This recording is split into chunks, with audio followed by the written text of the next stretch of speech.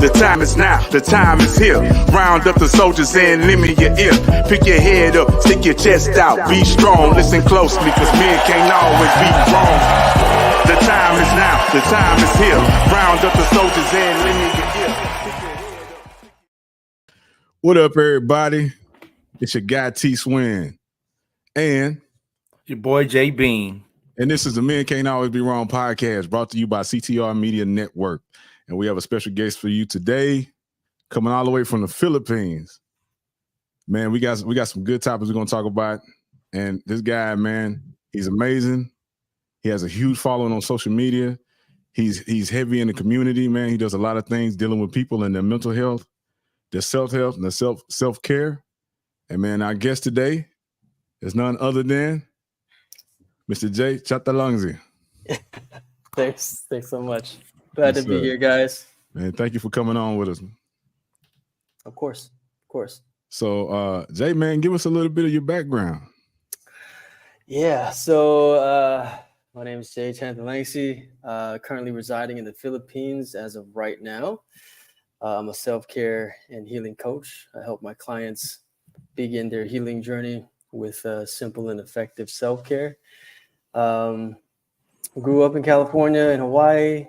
Went through my own healing journey, which kind of catapulted this whole coaching and helping others to start their healing journeys, because I truly believe that everybody has something to heal from. We all have trauma. We all have things that we don't talk about, chapters that we don't want people to know about. But for me specifically, coming out of my own issues of healing and my anger, temperament, and not being able to be vulnerable and express my feelings was a huge detriment to my life, and that affected everyone that I loved. So when I got through that with my own journey, it then turned into what I'm doing now to help my clients and students do the same thing. So that's pretty much what I do. And like I said, we're residing in the Philippines right now. We basically sold everything in California and just picked up the family and decided to travel the world. So here we are. Yeah. So, right. Yeah. I have a question for you. Yeah. I've never heard of energy medicine. This is actually a new topic for me. Can you explain the difference between energy medicine and conventional medicine? Yeah, for sure. So good question, by the way.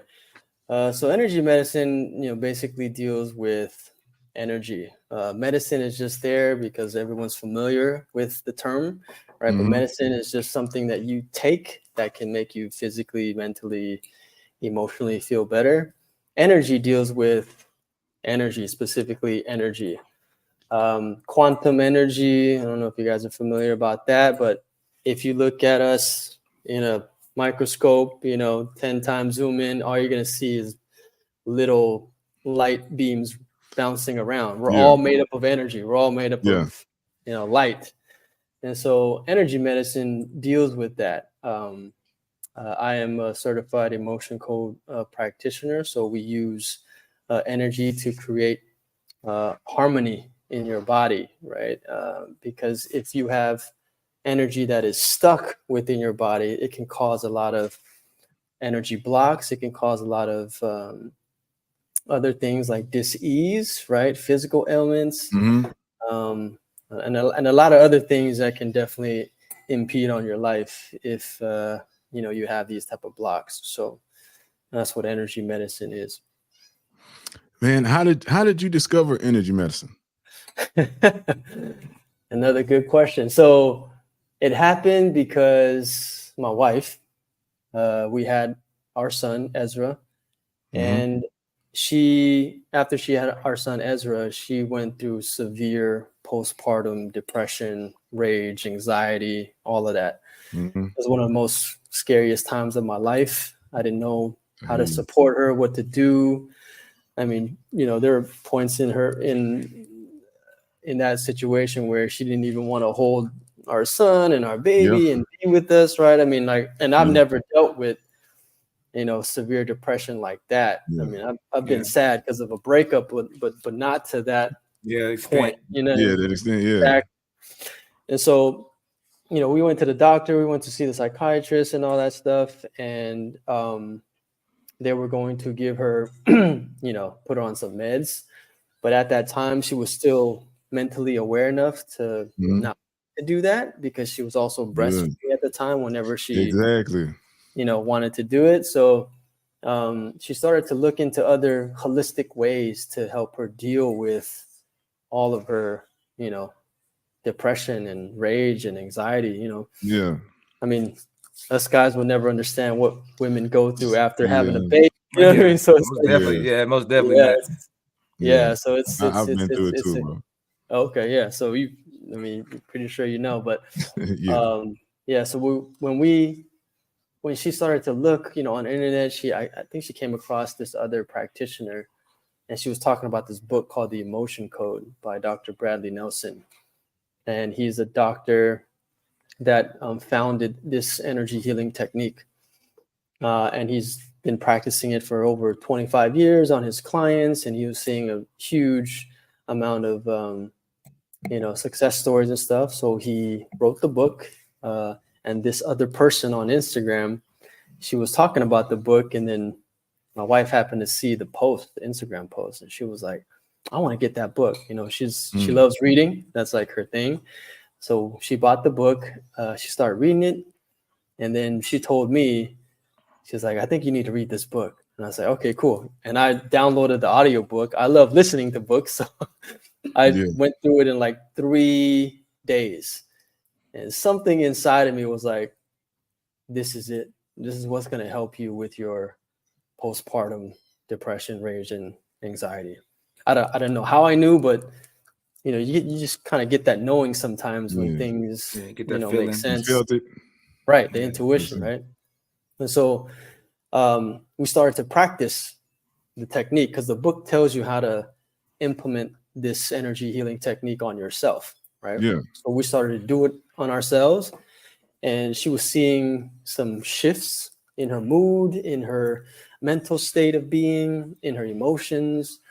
And I was seeing the differences too. Even her doctors were seeing the difference. Her doctors, we'd go to the weekly checkups, for her psychiatrist, and even her psychiatrist is like, what are you doing? Like, you seem like you're a lot better, because she was already diagnosed, postpartum depression. So she kept doing it. And I think 3 months in, all of her symptoms of depression, anxiety, rage went away. And so it was such a life-changing moment for both of us that we decided to become certified practitioners in this specific energy healing technique. And the premise of it is just understanding that we all feel emotions, right? Mm-hmm. And sometimes if we don't, not sometimes, most times, most of us do not process these emotions in a very healthy way. We internalize, right? We hold it in, we don't speak about it. Yeah. But then that emotion is also considered energy. So every emotion we feel has a specific frequency, a specific vibration. And if we internalize that emotion, it becomes what we call trapped emotions. It becomes stuck into your body, right? Mm-hmm. So it becomes stagnant. And over time, when that energy or emotion, energy in motion, if it's not moving through your body, it's going to get stuck.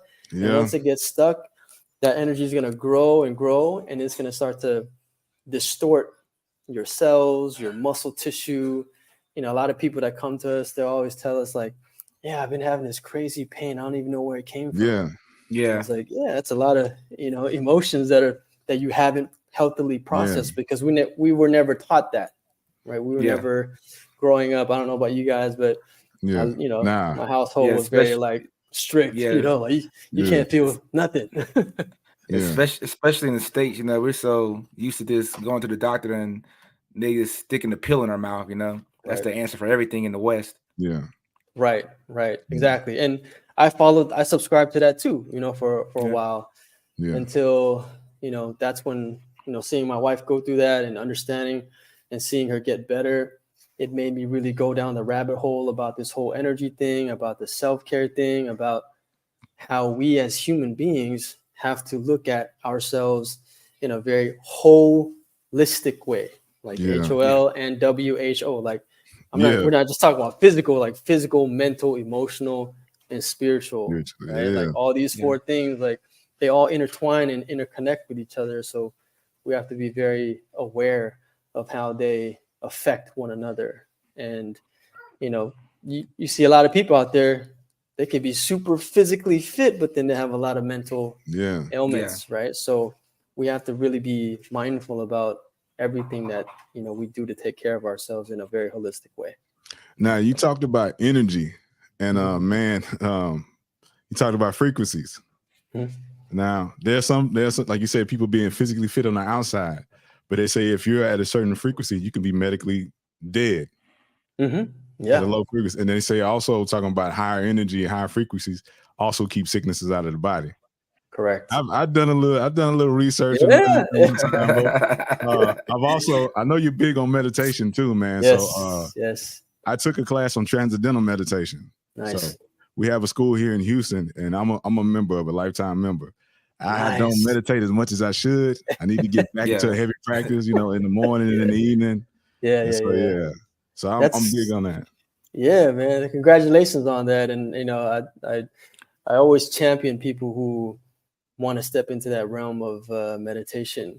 And I just want to, you know, let your audience know, because when people hear that word, you know, meditation, they already get apprehensive. They're like, oh, I can't clear my mind. I can't do this. I can't do that. I can't meditate. They're already self-fulfilling prophecy that they can't do it. But when I teach my students, you know, simple meditation, depending on where they are in their lives, right? When they tell me they can't meditate, we don't meditate, right? We just start by breathing first. Because most people in a high state of survival, or, you know, the nervous systems are always dysregulated. They're already overthinking, over worrying, right? They're always like in fear mode. So what I do to help my clients and students is I teach them how to breathe first, right? Just focusing on your breath and breathing for like 1 or 2 minutes.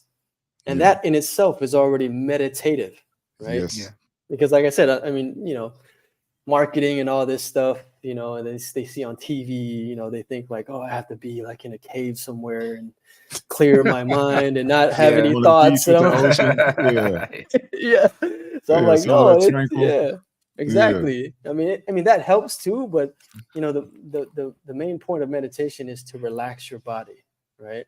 We have to get into our bodies, and then the whole observation of your mind and your thoughts will come later, right? There's like small steps to get to where you want to be, and then at that point, when you become an avid, you know, meditator, you'll feel the effects, you know, in your everyday life, right? You won't be so reactive. You won't be so angry, right? You'll have more patience, more compassion, have like an altruistic outlook on life, right? So all these things come with practice, and that's exactly what it is. It's a practice. It's not like I meditate 2 3 days a week and I'm good to go. You know, it's like right. Some days, you know, like I just take like 2 minutes just to do it. You know, some days I take longer. So just depends on how I feel.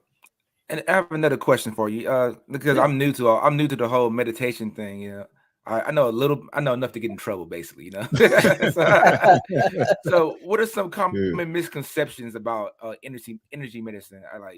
That you like, besides people saying, you know, I can't do it because I can't clear my mind. What other kind of misconceptions did you get? You mean for meditation or energy healing or energy? For energy healing, sir. Oh, for energy healing. So a lot of misconceptions. I mean, the biggest one is like, you know, it's it's not viewed in Western society as something tangible, right? So a lot of people don't believe in it because they can't really prove it happening. Unlike conventional medicine, where you go, you know, you take a pill, it's going to physically impact your body some way, somehow, or numb it, or take away the pain, and they feel physically better, right? Energy doesn't work that way. So I think a lot of people don't believe in it because they haven't experienced it for themselves. And it's gone as far as like people think it might be like demonic and, you know, against their religion and all this stuff. But when you really look at the origins of energy, you have to look back thousands of years. You know, Eastern medicine has been doing this for thousands and thousands of years. Right. I mean, you have the qi, right, in the Chinese energy medicine. You have like acupuncture, acupressure. You have Ayurvedic, you know, from India.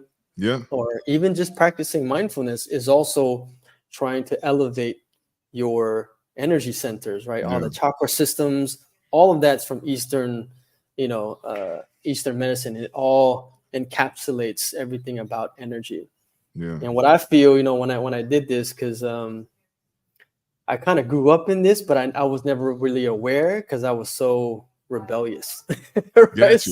So my father, he was like a medicine man of his time in Laos too, and he did all these crazy things that I couldn't really explain.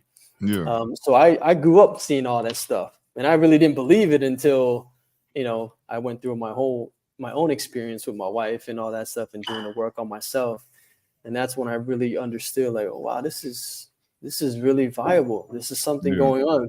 And now they're studying all these effects, right? I think science is trying to catch up and understand what energy is, right? Because they're trying to understand it from a very quantum level, that we can affect each other's energy. We can have connections, entanglements with each other, right? It's kind of like when you're around specific people, sometimes their energy feels good, so you feel good, right? But if the energy is kind of like, ooh, man, that, I don't know, that doesn't sit right with me. That's their energy giving off to you, saying that, you know, you're not feeling comfortable. But in that sense, it's all energy, right? So we're also impacting each other one way or another, energetically, emotionally, right? Physically. So all that, you know, plays into understanding what energy is. I think the more people start to understand it and start to, you know, educate themselves about it, the more it's going to be accepted, you know, in like normal everyday thing. I mean, Dr. Bradley Nelson, the creator of the emotion code, he always says he truly believes that in the future, you know, there might not be a need for doctors, because the more we elevate our understanding of our own energy and our own bodies, then we'll know how to take care of it. We'll know what to do. We'll be more aware of, you know, how our body's communicating with us, right? Because every time something happens to me, like even if it's a sharp pain or a tingle, like I never disregard it now. You know, I'm just like, what's my body trying to tell me? You know, like, am I gonna get like a sharp pain here? Like, do I need a stretch? Right? My wife's a energy medicine practitioner too, so I'll ask her like, hey, can you check me? Do I have any blockages in my body? And then she'll tell me like, yeah, you know, you have this, you have a trapped emotion. And then I can reflect back on some of the things that I experienced and be like, oh yeah, I think that's what happened, you know, because I never truly processed that whole energy out of my body.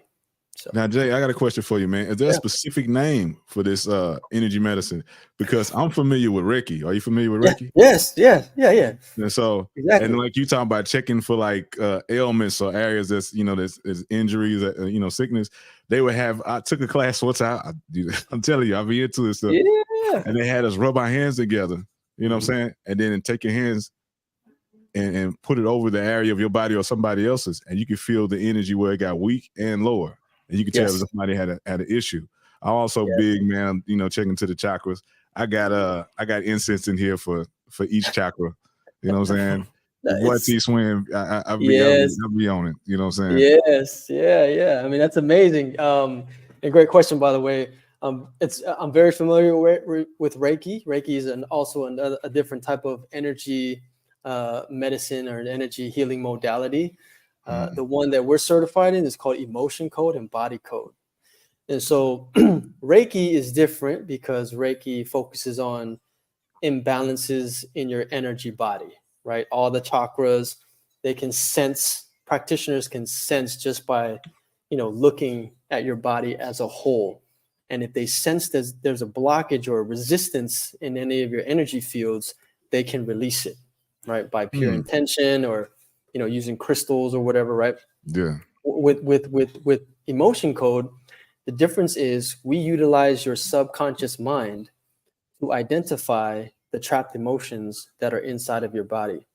And we use what's called muscle testing, or it's based on kinesiology. Like, our bodies give off specific signals if we if we say a true or false statement.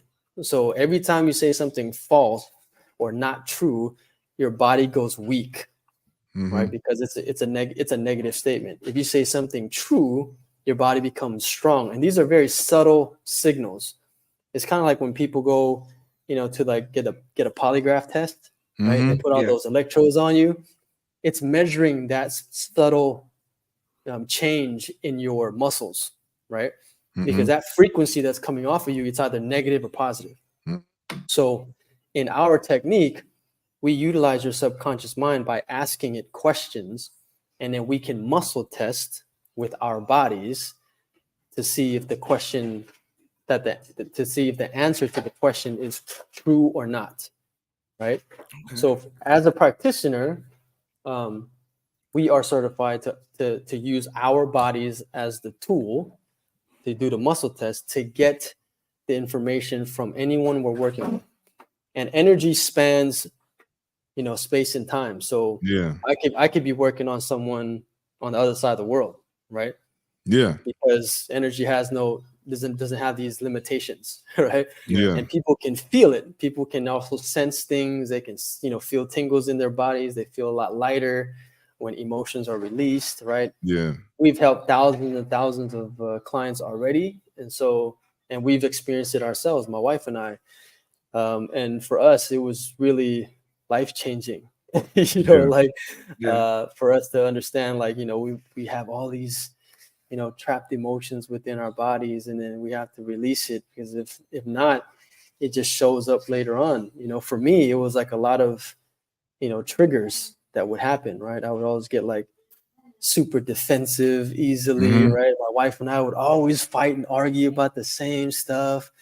And I would always like walk out, just like, give her the silent treatment. And to me, I thought that was normal. I was like, that's just how I am. You love it or leave it, right? but I didn't know that I was holding a lot of resentment and grief, from a lot of my childhood, trauma, because I was so unaware. And so when I started to do this work of healing and really understanding how all of those were affecting my behavior, my choices, even my parenting style, right? Like, because I was just repeating the same thing that my dad was doing to me, to my child. But then deep down inside, I'm like, that's not right. Like, I don't feel like that's what I'm supposed to be doing. And I would feel guilty all the time as a parent, as a father. And so like, I really had to understand and get to the root causes of it. Energy healing, specifically this one, I kind of see it as like a shortcut to understanding like what some of these emotions you carry inside of you. Because once you identify it, you can then start to reflect. For me, it was a lot of like resentment, anger, frustration, bitterness, all these emotions were coming up. And I'm like, damn, am I that resentful? Like a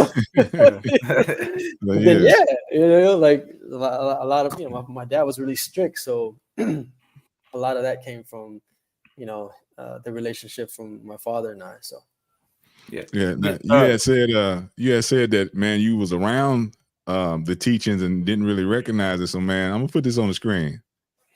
So, is this from the time when you was around the teaching? Wow, you got that picture. Let's see, you was a Buddhist monk, man. Yeah. I was actually a Buddhist monk for many times in my life already. But that was my first time. I was 9 years old.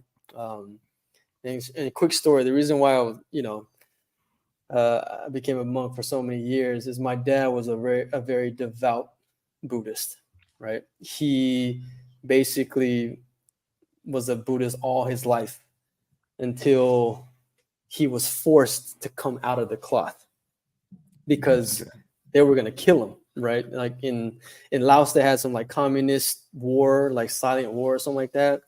And his venerable or his master above him, directed him and said, you need to, get out of the cloth and just go live your life. Like go marry, go get married, have kids and, survive. You don't have to die like this. Right. Yeah. And that's what he did. So, when he created his family with my mother, and then, I only have an older sister, he took all of that years and years of becoming non-attached as a Buddhist monk, right, and learning all of that into our family unit. So by 9 years old, he was already like teaching me how to meditate, teaching me all the Buddhist Sanskrit, chantings. I already knew how to speak and chant and pray, and meditate, even though I hated it, But, imagine a 5-year-old like sit still for 15 minutes, and I was like, and then if he would catch me like moving, I'd get smacked upside the head, and I'm just like, oh, dude. So, I mean, in that photo, I was actually staying at the monastery for the whole summer. So I was learning, and that was my venerable, and that venerable was actually my father's student, and so he upgraded, he up leveled into becoming a high monk because my dad taught him. So it was kind of like a legacy thing, right? My dad was like, well, you're gonna learn from my prize student in Buddhism. So I learned everything there. So man, just from the way you're talking, bro, it seemed like family is big to you, man. Yeah, it is. It's very big. I'm a father of 4, so I've always wanted a big family. My wife is an only child, so she also wanted a big family too. And family to us is everything, and that's why we kind of made this big decision for ourselves and for our family to travel. We kind of had this. So last year I did a challenge with my Facebook group. I call it the Healing Tribe, and I was trying to prepare them for 2023, the new year. Mm-hmm. So we're doing different exercises every day. And one of the exercises was, what do you want the word of the year for you to be for next year? Right. So you have to choose a specific word that you can resonate with, that you can like kind of hold on to make decisions or, to inspire you and motivate you. And what I shared with the group was my word was going to be adventure. I wanted to create more adventures with my family. And I didn't know how that was going to happen or, what was going to transpire, but that's what I wanted to do. My wife and I, we love to travel already, but, we always had that mentality, like when you have kids, it might be a bit more difficult, right? And our kids are young, right? We have 3 that are under 6 years old, right? Oh, wow. And so we were like, okay, well, how are we going to do this? And things just happen when you surrender to the universe and you just put intention out there. Because intention is also energy, right? You're also manifesting that type of frequency. Yeah. So things started happening, and then next thing you know, we're buying a one-way ticket, to Hawaii first to go see my mom for a bit, because my mom still lives in Hawaii. And then after Hawaii, we bought another one-way ticket to this side of the world. And then now here we are, and everything kind of just worked out in that sense. And now my children, they just seeing them every day with the surprise and wonder in their eyes when we go to different places. I mean, that's priceless. It's just like you can't put a price tag on that, and they're so excited about it. Me too. Like I haven't really traveled outside the US much, and so like I said, now being here and being able to travel here throughout Asia, it's been a blessing. It's awesome. And so, yeah. Yes, sir. Are you learning in Tagalog? In Tagalog, no, I'm not. Well, I'm kind of learning. Yeah. But my wife, she can understand and speak Tagalog fluently. So we're pretty set here, and the Philippines is actually our home base at the moment because of the visa that we can get. And I don't think a lot of people know this. If you're Filipino, or if you were born in the Philippines, if you come back, there's this like program called the Balik Bayan program. They'll give you a whole year without having to sign any visa or anything like that. So my wife, she was born here, so she has her birth certificate and all that stuff, but she's a U.S. citizen, right? Gotcha. So on her passport it says born in the Philippines. So when we came into the Philippines, they just stamped it for a whole year, and we're like, "Oh, we didn't even have to do anything." It's like perfect place to settle, right? right, yeah. So and now that we're here, like I said, we're using it as our home base to fly out to different, to other countries. That makes it super easy, super affordable, and like the Philippines, if a lot of people don't know, it's an English speaking country.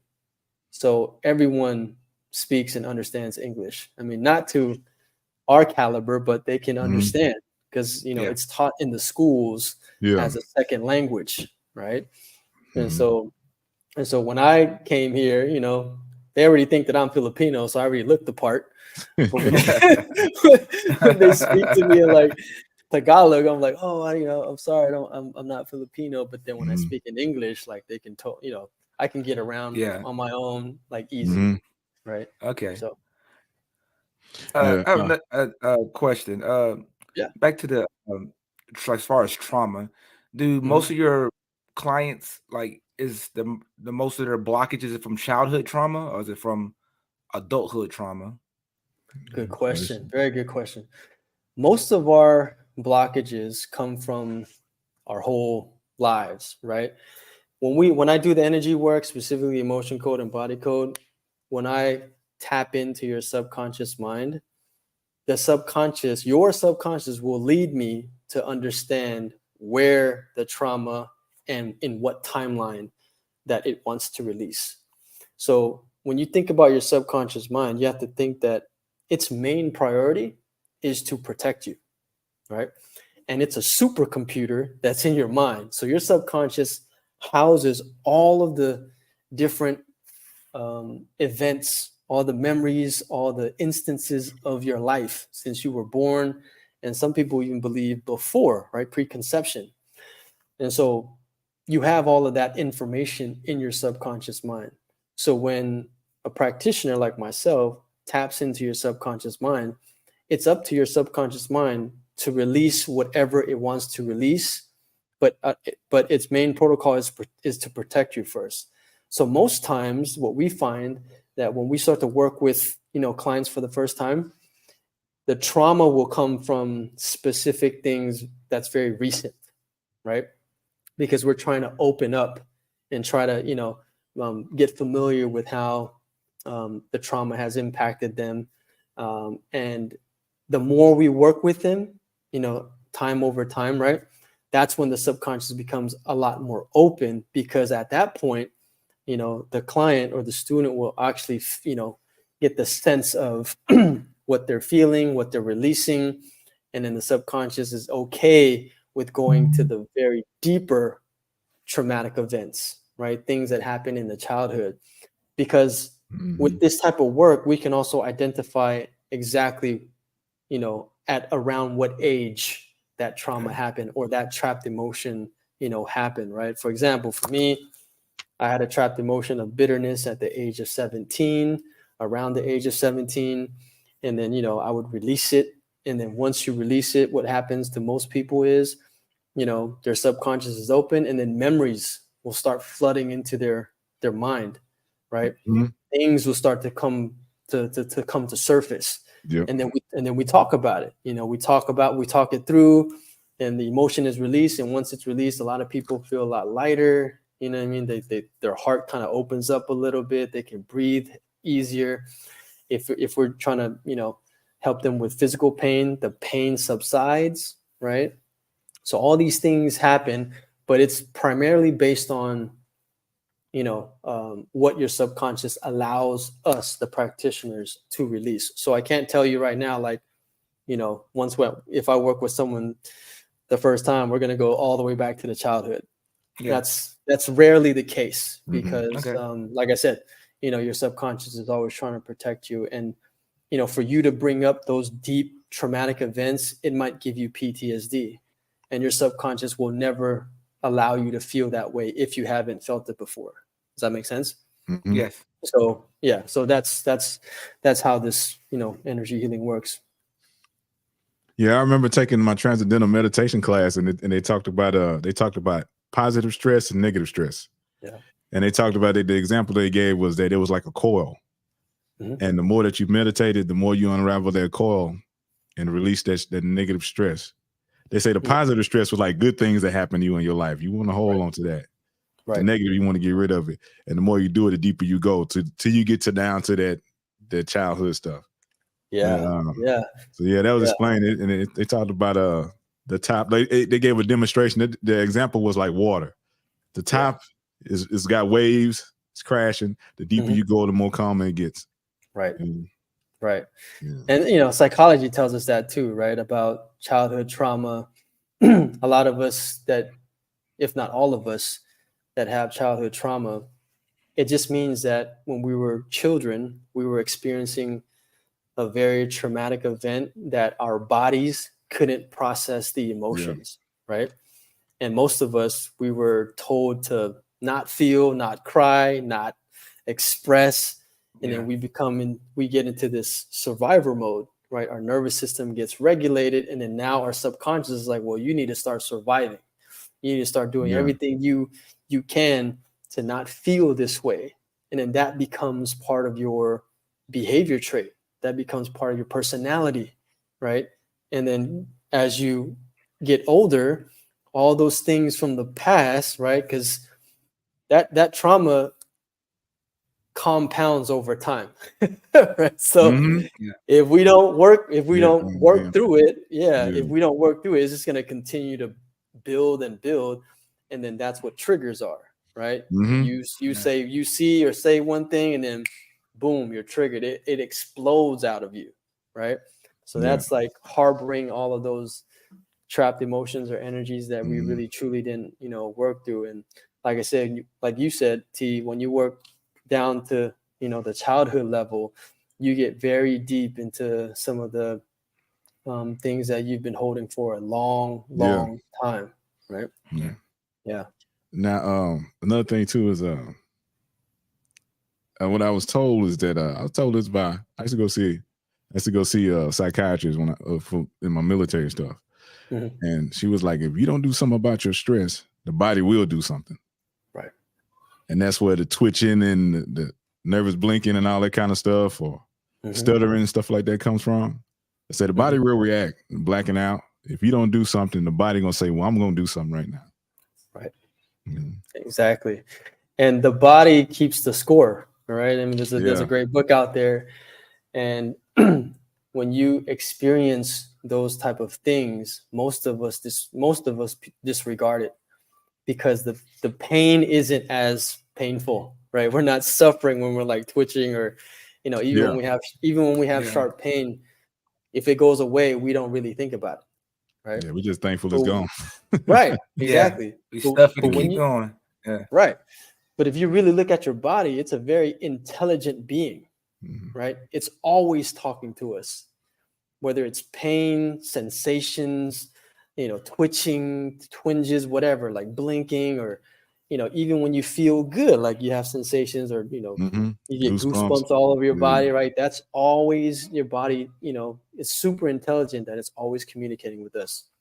So when we start to become aware of all of that, then we can take that information and understand how to process these type of things or these type of events. Like if we go through something traumatic, we can then take on that emotion or those thoughts, and we can process through it in a very healthy way so that it doesn't affect us later on. We don't have to internalize it. We don't have to, hold on to it. Yeah. We don't have to project it on other people, right? I mean, how many times, like, even with your relationships, like, maybe your wife comes home, she had a bad day at work, like, she's going to take it out on you. And you're like, well, I didn't even do anything. Exactly. That's a transfer of energy. That's a transfer of projections, because she couldn't really, process it through. My wife and I mean, our first 3 years of marriage was horrendous. It was not, I mean, she almost left me. She was like, she was, fed up, and she was like, you know what? If he doesn't talk to me, I'm out. Right. Yeah. And I was still unhealed. I was still unaware. I was still defensive, right? Stubborn. And then when I started to do this work and become more mindful of my actions and behaviors, I started to realize, like, whoa, like, I need to look in the mirror at myself. It was why am I always angry?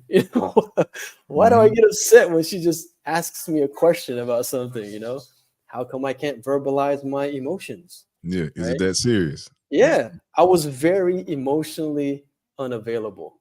Like, because she's an empath, so she, like, feels her emotions to the nth degree, right?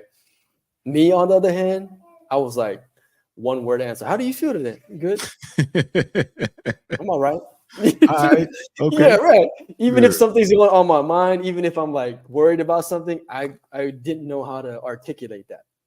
Yeah. And so she would get upset. She would get frustrated. You're like, can you just give me more than just you're okay? I know you're not okay. Your body's, your face is not telling me that, right? Your energy is not speaking that to me. And so, like, I literally had to relearn how to feel, how to be vulnerable, how to express. And most of that was getting into my body and understanding how each emotion felt, and meditation helps a lot with that as well. Yeah. So, now, what would you say about people that think it's not masculine to tap into this energy? I would say I would ask them where they learned that from, right? Because I think there's a huge misconception about masculinity and femininity and the different, dichotomies of energy. And because of their upbringing and what they know and what they've learned about masculinity, that might, cause them to be confused about it. I think being vulnerable is very masculine because it takes a lot of courage, right? If you follow Brene Brown, vulnerability, she says that, most of the more courageous men have to tap into their vulnerability in the face of fear, but that's where courage comes from, right? Yeah. And most men, we mask that with all of these other, emotions that might be very detrimental, just to get our point across, or we become very egoic, we become very controlling, right? Even sometimes narcissistic. And that's not very conducive to, being in a relationship, a healthy one, for that matter, or even understanding how we manage our own energies, masculine or feminine, right? So for me, I guess I was highly masculine when I couldn't be vulnerable with myself, but in turn that affected my wife, my kids. My kids were scared of me. Like, they didn't want to even, like, because I was always angry. I was always projecting. I was always, like, bleeding my resentment onto them when I was unaware, right? So some guys might see that and be like, wow, he's really, like, masculine, because, like, his masculine energy is, like, overpowering him. Correct. But if you have a balance in between that, you can then be even as effective with, a sense of femininity in there, right? So I can still be effective with my children being more sensitive to get my point across. Because specifically with children, if they're scared, they're not going to pay attention. Oh, they don't hear you. Yeah, they're not going to hear you, right? You have to create that safe space. But most men, I feel that, we were just taught the wrong way. We were shown the wrong way. And that's not, to the fault of whoever taught us that, right? Like my father, I can't even blame him because he had his own traumas that he didn't work through. And I didn't know that at the time, right? It's only now that I'm truly compassionate and understand what he had to do for us. So all of that resentment and bitterness is gone, right? There's nothing but forgiveness and compassion and deep gratitude and love now. But that came from, understanding within myself and my own healing. Tenfold. Man, go ahead, JV. I was going to ask, what kind of like techniques do you use to rebalance the energy in a person? So besides emotion code, the energy healing technique, what I like to do is I like to tell people to get into their bodies, right?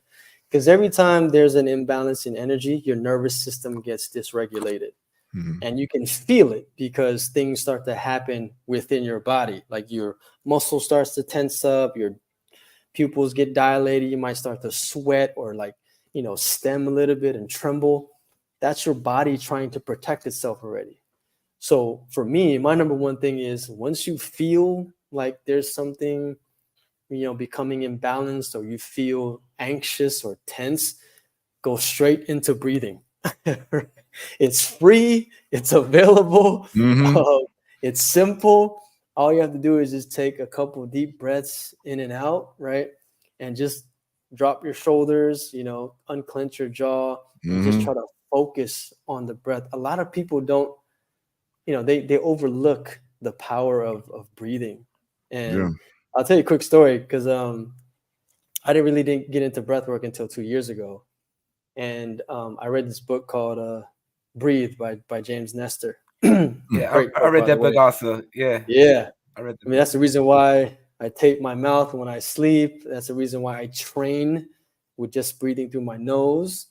And just by doing all of that and breathing correctly, like my allergy symptoms all went away. I don't sneeze in the morning no more. I don't have any sniffles. I can run 6 miles with my mouth closed with no water. And my recovery is like amazing, right? Yeah. So when we learn how to breathe, and deep belly breathing and all that stuff, and this breathing has been around for thousands of years too, right? Tibetan monks do it, right? That's why they can meditate in like the Himalayas without even feeling any type of cold. Like Wim Hof is another person who teaches this technique about breathing. Like it's so important, and I think a lot of us overlook the simplicity of it, but it also has a lot of healing qualities. So if your energy is kind of out of whack, the first thing I would say to tell someone is, just to intentionally, consciously breathe, for like a minute or so, and just do deep belly breaths in and out, and you should automatically feel good. Gotcha.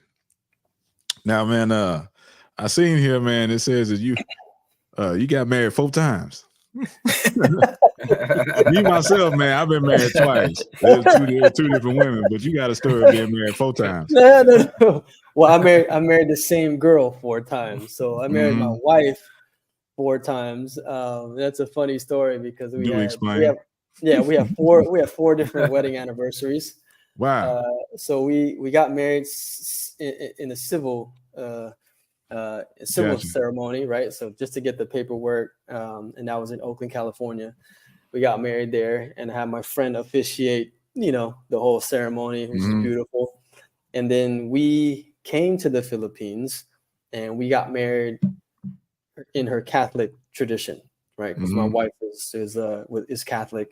So we got married at her mother's province in the Philippines in this like 1700 year old church. It was beautiful. So we had that was the second wedding, and then the third wedding was our beach wedding, and that was also in the Philippines, and I was on a separate island. So that was wedding number 3, and then the 4th wedding was in my Laotian tradition. So we had that back in California. So we have like 4 different wedding anniversaries. How do you keep up with that, bro? How do you keep up with that? You got all the birthdays. Then you got all the anniversaries. All right. Google Calendar. The reminders. Yeah, exactly. Now I'm gonna say this, man. Now Bay Area. I'm pretty sure you familiar with E40. Oh yeah. Yes, sir. He was in H-Town yesterday. He came to Bun Beach Trill Burgers. Yeah, he was in town. Okay. Yeah. Now I seen you had Golden State on your wall, and yes. so you're a Golden State fan. Man, how you feel about Chris Paul being with the Warriors now? Let me see. Let me dissect this. So I disliked Chris Paul for a long time. I'm not gonna say that. Yeah, I'm not gonna say the H word. You know, that's some bad vibrations. But I disliked him for a long time because of his style of play, and just the little nuances that he would do. But then again, when you look back, he was just playing the system and understanding, the rules and all that stuff, right? Like that whole swiping thing. Every time he would do that, I'm like, and our rookies that would just fall for him, like, for real, bro. Like that's like the third time, man. Like, come on, man. Like Kuminga, he would always get on Kuminga and Moody. Like in the last year, I was like, oh my gosh, dude. But they're still rookies, right? They don't know. But his style of play was what really irritated me, But I knew his caliber of play. I knew like he plays at a very high level. And so now that he's on our team, I'm more I'm waiting to see how he's gonna gel with our system and the rest of the players. I know he has a lot of history with Steph Curry and all that stuff. Yeah. But I kind of want to see how, Coach Kerr is going to take, the team forward with different, systems, and if he's going to come off the bench or, if he's going to lead at the point. I mean, I'm more intrigued than to stick with my feelings of disliking him. Gotcha. You know what I'm saying? On that, man, real quick. On that, I feel like with him handling the ball, that frees Steph and Clay up to run around a whole lot more. They already catching hell trying to chase them too, and if people complain about them not having the ball and having to chase them down. With him handling the ball and them moving around, it's gonna be killer. And I also heard that supposedly they re-signed DeMarcus Cousins. I didn't know that. Oh, I seen an article yesterday. Supposedly and they re-signed him. So hopefully that's true. He stays around because that opens up the floor too. He's got good post moves and he can shoot the three. Yeah, he's a big man. He can't jump. He can't jump. And to your point, when Chris Paul is going to be if he's going to be at the point and Steph and Clay is going to be running around, even if they don't get open, he can already make his own plays. He's done that. I mean, he did that in the Houston series where we almost lost that one year. Unless he got injured, I was like, like if he didn't get injured, we would have. Yeah, I would have been like, oh, yeah, we would have took this serious. Yeah, we would have took this serious for sure. Like I was sweating bullets. I was like, oh man, and then I kind of felt guilty too because when he got hurt, I was like, oh man, I don't want to. You were celebrating, right? Yeah. We win it, I was like, but he was dominating, Yeah, he was.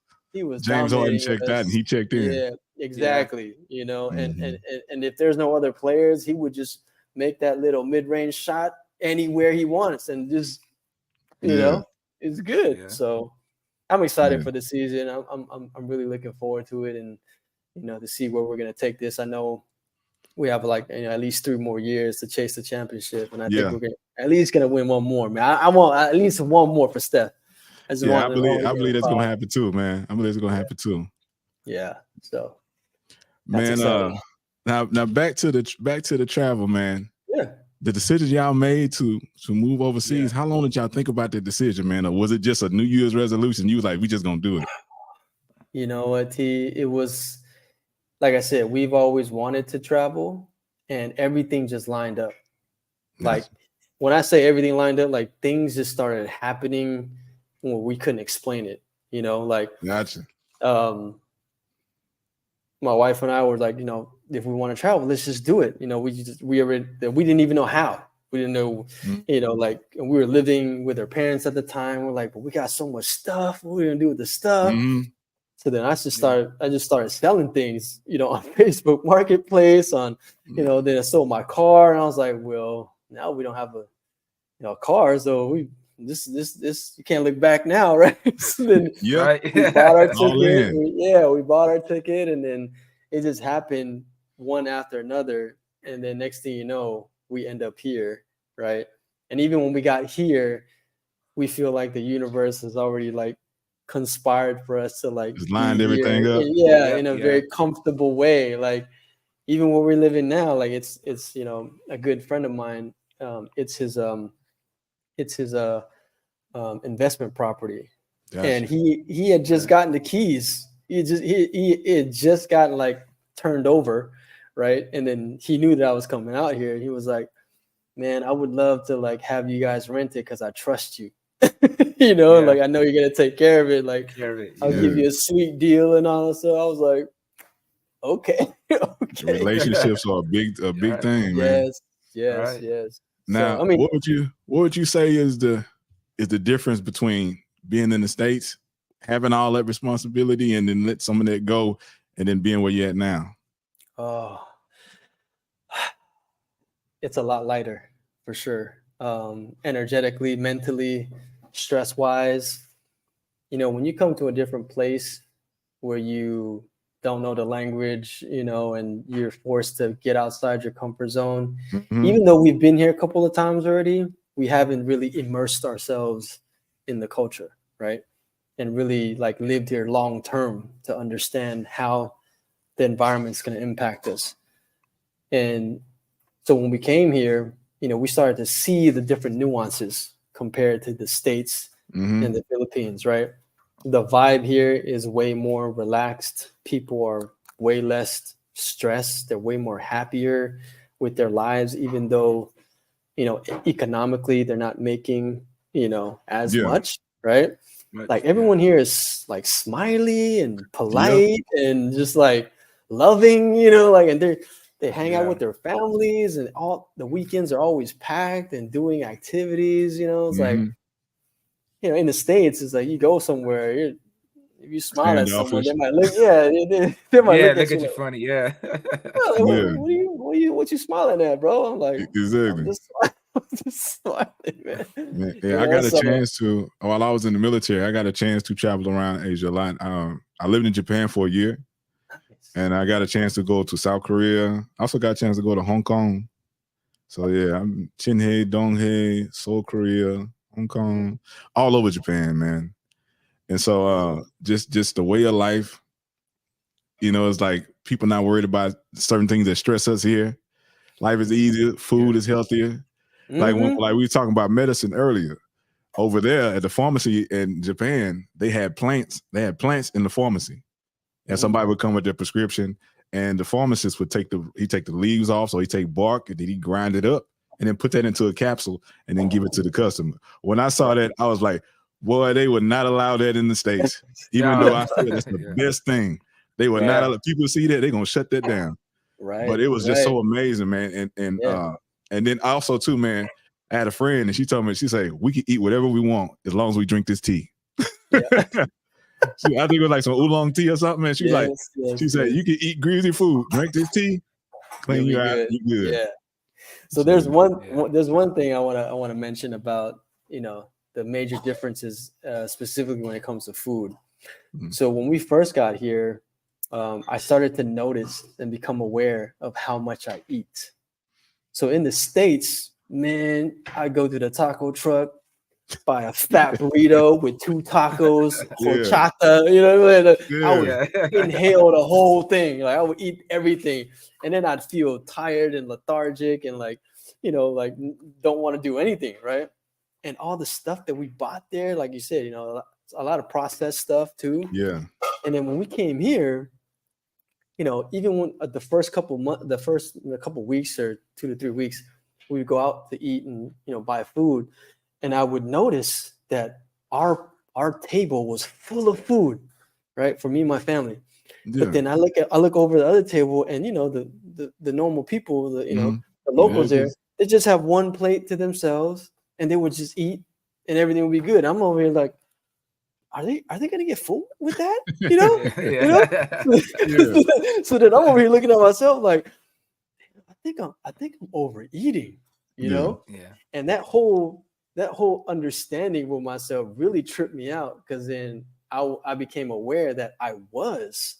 So now that I'm living here for, almost going on 9 months now, I've learned to like eat to the point of just feeling content, not too full, it's not still hungry, but just enough. And I feel good. My energy is good. I'm super, focused still. And, I'm not as tired. And then, like I said, the food is, even way more organic here. Exactly. So I don't have to worry about all that stuff. My bowel movements are awesome. We haven't even gotten sick here. Like it's just great. Back home, man, it's totally different. And you see that. And that's the point. And that's why I think, I feel and I think everyone should travel. You should always get a chance to like go somewhere else and experience something else and experience a new, culture and how they live. Because you never know, like if something, is good for you, but it's on the other side of the world. Exactly. You're gonna miss out if you don't go. If you don't go and see it, yeah. So don't believe the stereotypes. Don't believe the hype. Go over there and go see it, man. Exactly. Another thing I noticed too is the way of life in most places outside of the States. People looked younger for long periods of time, and there was a low amount of overweight people. Yes. You know what I'm saying? Yes. Yeah. Like I said, the vibe here is totally different. They're not really stressed out. And let me just say another thing about specifically the Philippines, because that's the one thing I noticed here was like the traffic, right? Crazy traffic. Mm-hmm. It's like it's get in where you fit in. Like there's motorcycles, there's people walking, there's like cars and trucks, there's no lanes, they make their own lanes. But something about the collective understanding, they don't get into any accidents. Yeah. I haven't seen one car accident here since I've been here. That's 9 months. Yeah. Since I rarely hear like police sirens. Yeah. When I was in the States, every day, multiple times a day. Yeah. And that does something to your psyche, right? Like, exactly. You automatically get tense, like, oh shit, what's going on? Like, I hope everyone's okay, or like, is something happening, right? Like, it makes you tense. Here, I don't hear it. Maybe once a month, twice a month, and we live in like a metro city. So, and I don't see any, accidents or nothing. And everyone's like, they walk everywhere, so everyone's like real fit and, they're just like I said, happy and very respectful. Everyone's like greeting you all the time, it's amazing, and if we get to other countries too, and it's the same way. Yeah, I remember being in different parts of Asia and seeing people in the 90s, smoking cigarettes. No walker, no wheelchair, no cane.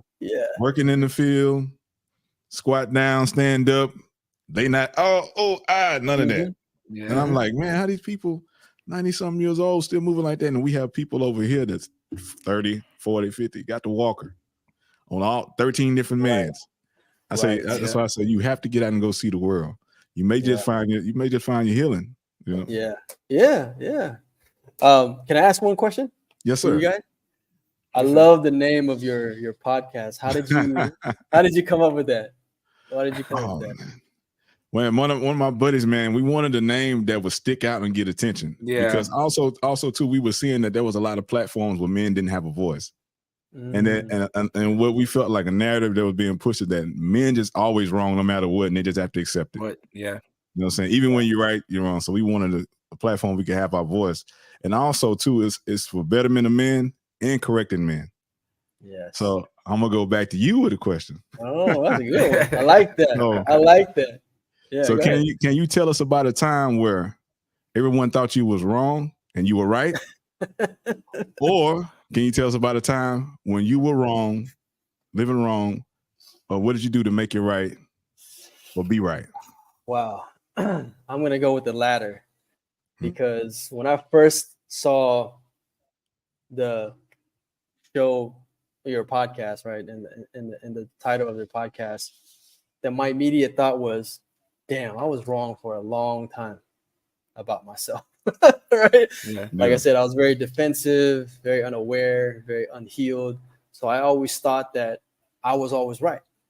Everything I did was take it or leave it, right? All of my past relationships ended like that because I would either walk away, because they didn't conform to what I was saying or doing. And, I never thought that I was ever wrong. And so when I finally got into a relationship where I knew that I couldn't leave my wife no matter how upset I got, which was crazy, right?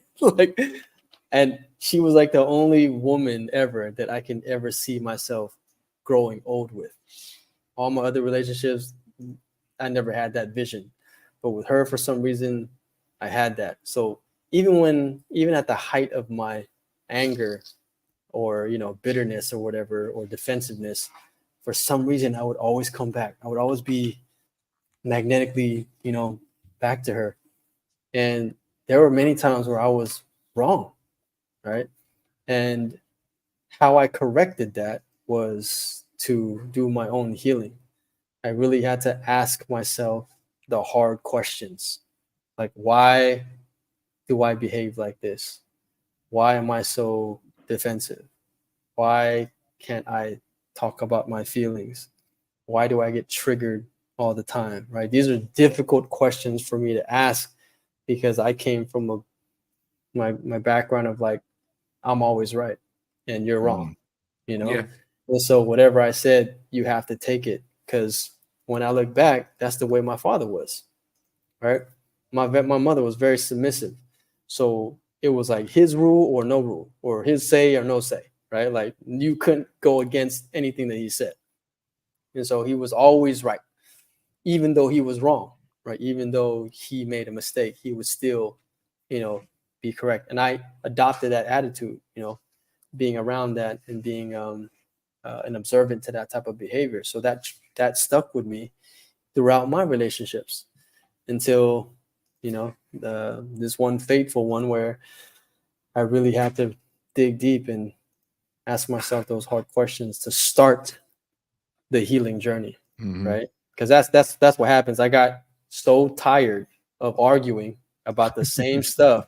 Yeah. That was like, I was like emotionally, physically, mentally, spiritually depleted, but I knew I couldn't be without her. I was like, something has to give. Like, she ain't changing, so what else is there, right?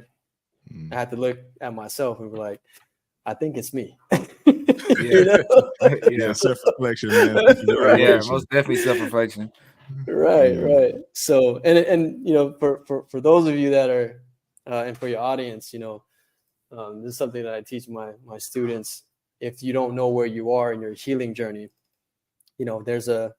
for myself personally, there's the 5 stages that I've went through, and it might give some of your audience some clarity on where they are, right? Because initially, first what happens is we become aware, right? And they all start with A. So the first stage is awareness.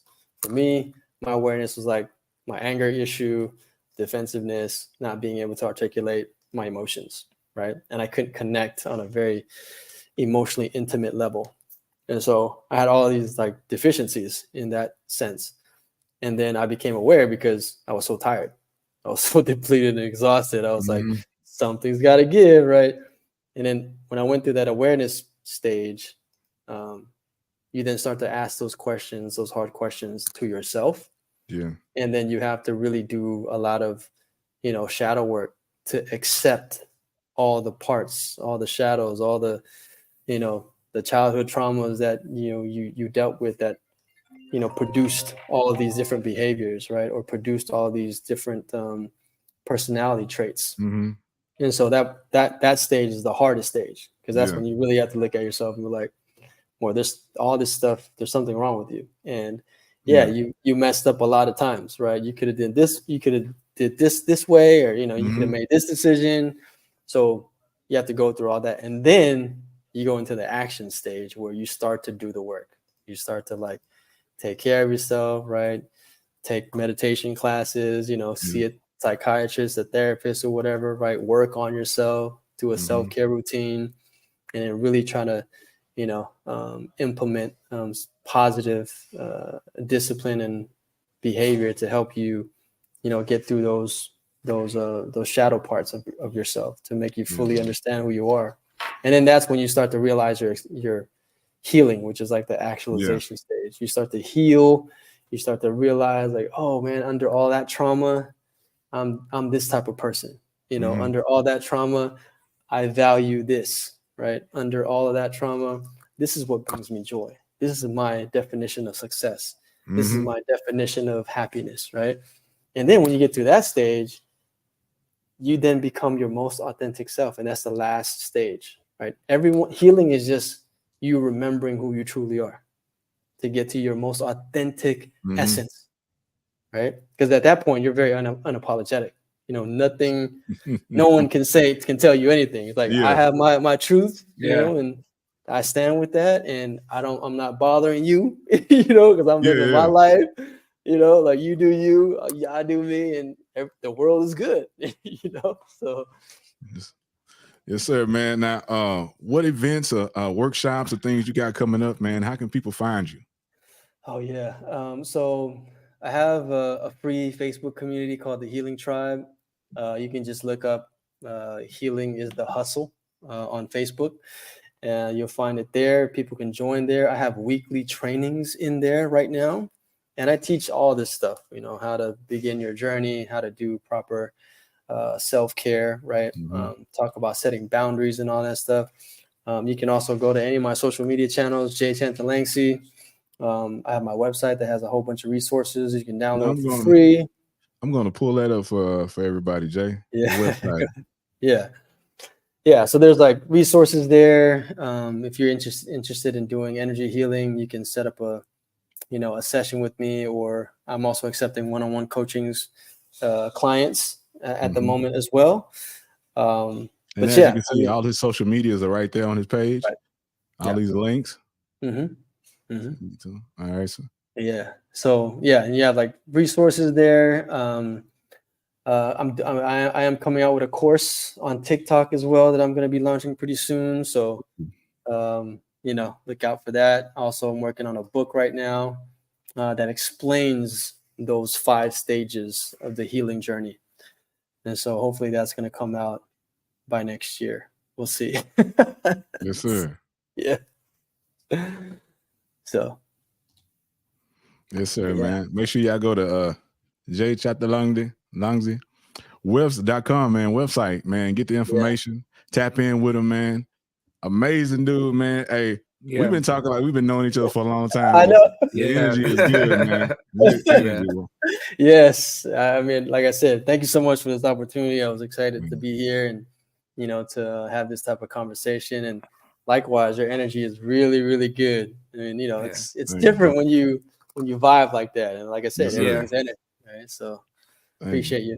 Man, I like to give a shout out, man, to a friend for mine. Yes. I mutual friend for, man, hooking this up. And also, man, I'm a big supporter. Yes. So, man, make sure you go to his website and also make sure you get her book. Can you hear me? You see, I was supporting your boy got the copy. I got the copy. I'm for real with it. It's on Amazon. Go get it. Yes. Francis Fomine. Yeah, I'm waiting for her audiobook to be done so I can listen. Oh, yeah. To it. Yeah. She sent me a quick read. It's a quick read. It's really good. Yeah, she's doing a lot of good stuff. This definitely has opened my eye to a lot of things. Like I said, I never heard of energy healing, but the information that you gave today has kind of opened my eyes. Coming from America, we're always taught the pill is the answer. By you explaining the whole energy thing, it makes sense. It's like modern medicine is actually trying to catch up to what's already been going on for centuries. So it definitely was valuable information. Yeah, and thank you for that. I think there's a place and time, for Western medicine, but like I just want to touch on that because you just having this type of curiosity to learn more is where it all begins. And I think for everyone, if they're open-minded in this way to understand, like there's other modalities that may help them, right? And the one that I do is just one, right? tea. You talked about Reiki. There's acupressure, acupuncture. There's EFT, right? Tapping. There's quantum healing. I mean, there's a whole bunch of stuff out there, and I'm a huge proponent of healing. So even if my clients and students come to me and the work that I do, doesn't really work for them, I tell them, go find something else. There's so much that we have this supercomputer on our, in our hands. Like, you can look up anything and find something that resonates, find something that can help you, begin that healing journey for yourself, whether it be physical, mental, emotional, spiritual, whatever it is. Right. Because I think after a while, when people understand, and take responsibility for their healing, they can change their life. Right. They can change their life for the better. Right. And that's what everyone strives to do, is just to live, life to the fullest and experience all the wonder and beauty and, love that they're born with. Right. I mean, it's their birthright. So. Exactly. Yeah.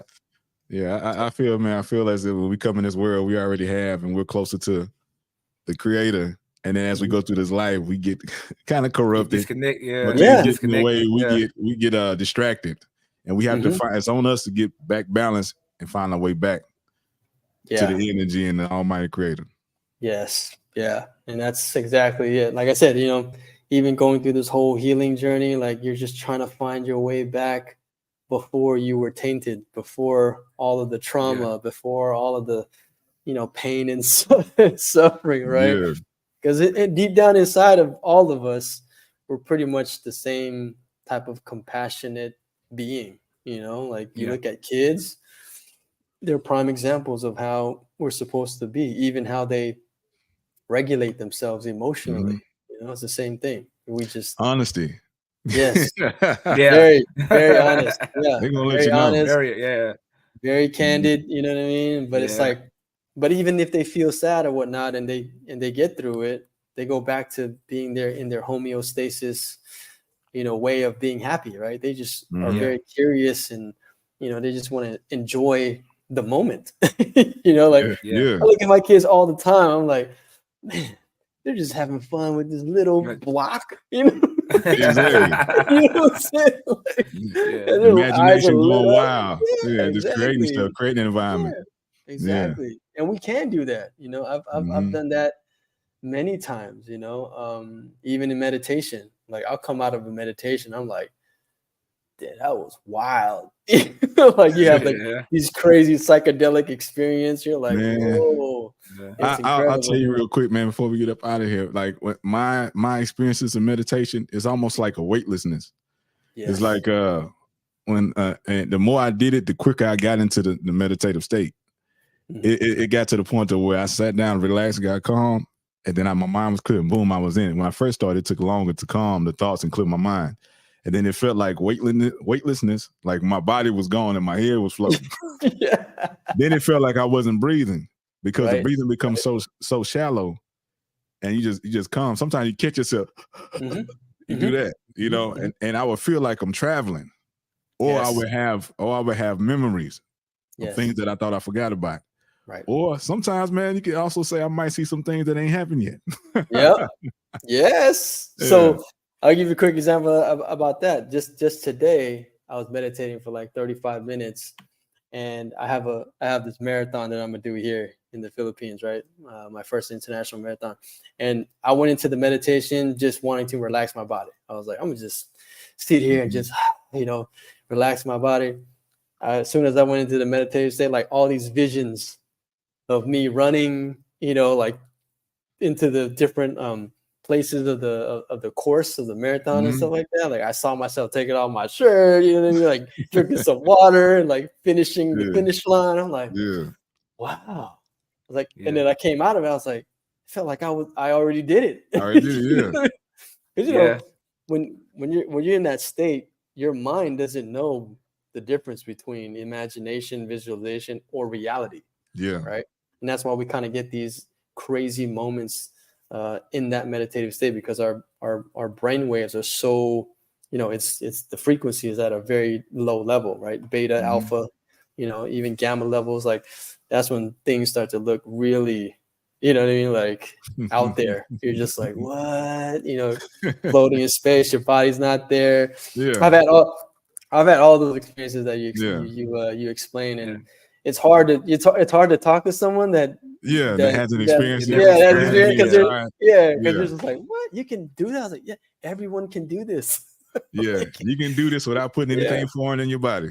Right, exactly. You know, and people have been doing this for thousands of years. Yeah. You know, thousands of years, and it's you know, people have their apprehensions about it because of their own beliefs and stuff like that. But I always say, man, it's like I believe everyone should be meditating. I don't care what background or whatever it is that you're from. Like just a couple minutes a day, just staying consistent.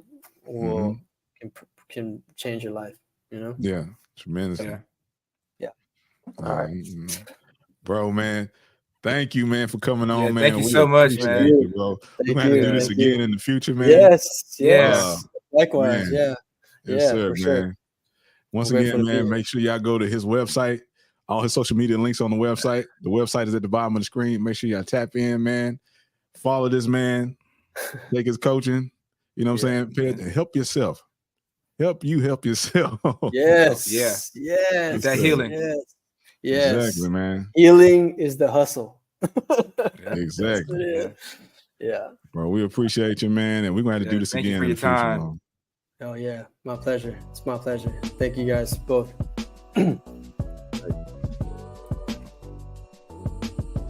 Man, that has been an amazing show, man. The Men Can Always Be Wrong podcast brought to you by CTR Media. Man, we want to thank our guest again, Jay Chanthalangsy. And man, it's an amazing show, bro. Man, we talk like we've been knowing this brother forever. Yeah. G was good guy, man. Definitely. And keep the good energy in your life. Check him out. Check out all his courses and everything, man. Go to his website.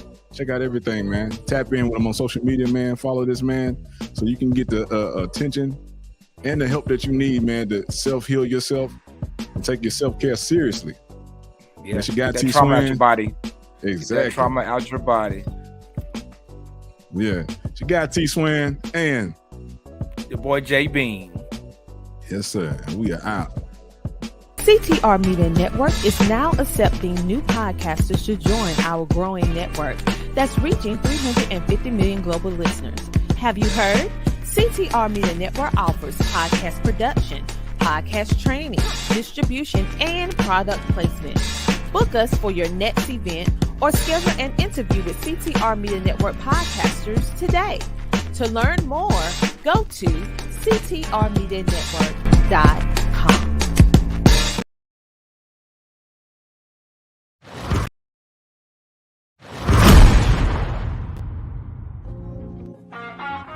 What up, everybody? It's your guy T-Swin. As you know, I was recently featured in Trucker Magazine's March issue for my transportation music. Well, the wait is finally over. The transportation music is here now. Man, you can play it, stream it, download it, buy it, man. Spread the word. Good, clean music that jams. Be a part of history in the making, man. The first ever all transportation music album ever. Our own genre, transportation music. Ride what you got, T-Swin. Let's get it. Yes, let me show you how to pick it up and move it. Homie, this is transportation music. Something to ease your mind while you're cruising. Homie, this is transportation music.